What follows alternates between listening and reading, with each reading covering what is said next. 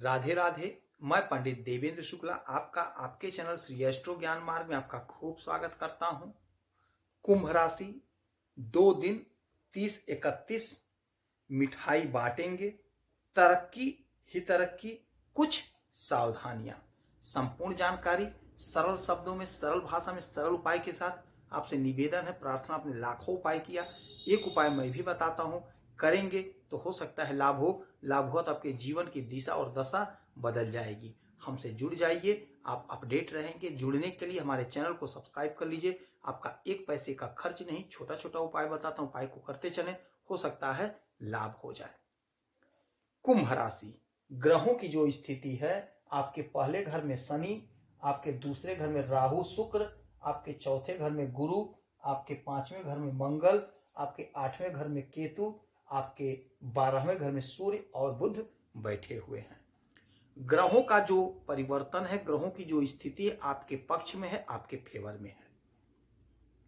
आज शाम को 6:35 पर चंद्रमा का गोचर होगा आपके कुंभ राशि पर, यहीं पे। और यहीं पे शनि महाराज बैठे हैं, तो शनि और चंद्रमा विष योग बनाएंगे। कुछ सावधानी रखनी है, आगे बताऊंगा, समझेंगे तो बात समझ में आ जाएगी। सावधानी को करेंगे तो आप लाभ को पाएंगे। इसीलिए कहते हैं चैनल को सब्सक्राइब रखें, आप अपडेट रहेंगे। अब सावधानी आप जान जाएंगे, दोष जान जाएंगे, तो आप हो सकता है बुरे प्रभाव से बच जाए। बात करेंगे धन की, तो धन की कोई समस्या नहीं है, धन का कोई इशू नहीं है। धन आप खूब कमाते हुए दिखाई देंगे, क्योंकि शुक्र की स्थिति बड़ी मजबूत है। शुक्र उच्च राशि में है, आपको खूब लाभ दे रहे हैं, खूब धन दे रहे हैं। धन के मालिक धन में उच्च के बैठे हुए हैं। अब क्या चाहिए? मिठाई बांटने का समय है, तरक्की ही तरक्की होती हुई दिखाई देगी। विवाह जिनका नहीं हुआ था, क्योंकि विवाह के कारक शुक्र होते हैं, तो शुक्र आपके विवाह को भी संपन्न कराते हुए नजर आ रहे हैं। हमारे जो माताएं, हमारे जो पिता तुल्य हैं, परेशान थे अपने बच्चों की शादियों को लेकर के, यकीन माने आपके बच्चों की शादियां तय होती हुई दिखाई दे रही हैं। जो हमारे भाई बहन परेशान थे शादी को लेकर के, उनकी भी शादी तय होती हुई दिखाई दे रही है। इस समय आप खूब इंजॉय करने वाले हैं। हो सकता है आपका कोई पुराना मित्र मिल जाए, कोई पुराना महिला मित्र है मिल जाए, या हमारी बहनें हैं उनका कोई पुराना साथी मिल जाए। हो सकता है वही साथी आपका जीवन साथी बन जाए। ऐसा योग बन रहा है, तो बहुत सोच समझ करके किसी से फ्रेंडशिप करिएगा, क्योंकि समय बड़ा अच्छा है। शुक्र महाराज प्रेम प्यार के कारक होते हैं, मालिक होते हैं, संबंध बनाते हैं। तो इस समय योग बड़ा अच्छा है। आपसे लोग जुड़ेंगे, आप इतने आकर्षित दिखेंगे कि आपसे लोग जुड़ेंगे। तो आपसे लोग जुड़ेंगे तो आपको चॉइस करना होगा कौन आपके कैटेगरी का है, कौन आपके लायक है। ऐसे सबसे दोस्ती नहीं कर लेनी है। सामने वाले को देख लेना है कि उसका मोटिव क्या है, उसका व्यवहार क्या है, उसकी सोच क्या है। उसके बाद आप व्यवहार करिएगा। समय बहुत अच्छा है।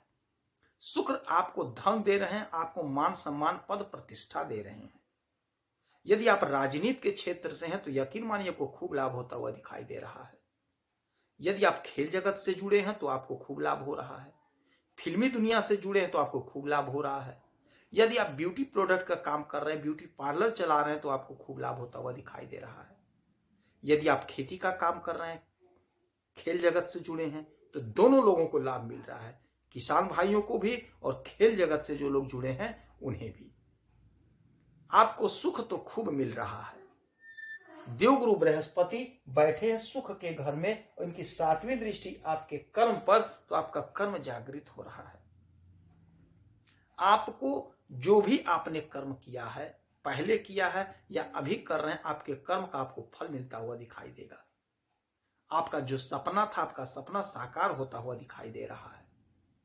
इन्हीं की 1, 2, 3, 4, 5, 5वीं दृष्टि पड़ेगी आपके अष्टम भाव पे।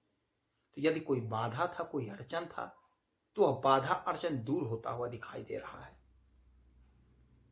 आपको अचानक से कोई बहुत बड़ा लाभ, कोई बहुत बड़ी तरक्की मिलती हुई दिखाई दे रही है।